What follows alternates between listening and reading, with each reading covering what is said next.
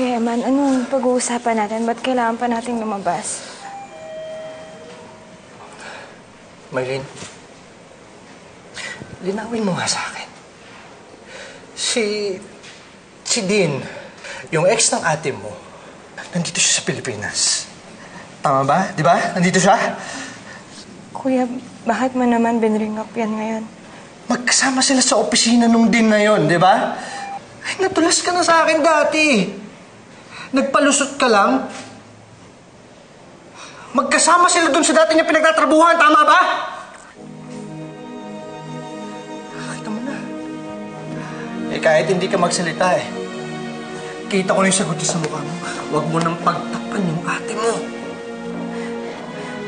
Eman, nabalitaan ko yung nangyari kay Mel. Ikaw, Adel.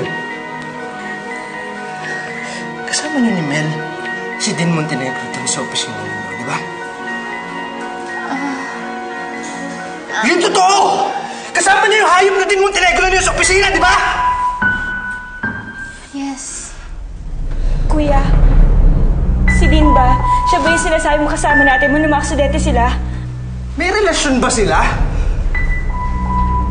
Kailan pa? Ano ka ba, Eman? Wala silang relasyon. Hindi sila close. Kayong dalawa. Pareho kang sinungaling eh. Alam ko na yung totoo. Na si Dean at si Mel nagpunta sa motel bago sila maaksidente. Pinag-chase-chase na sila at mga tao dito. Kuya, wala akong alam dyan. Tama na! Eman, tama na. Kumalma ka. Kuya! Eman! Nurse, saan dito yung room ni Dean Montenegro? Kamag-anak po ba kayo, sir, or bibisita ho? Kabit siya ng asawa ko. Oh? Kuya. Joke lang. Kamag-anak niya ako, kaya kung pwede pakibigay yung room number.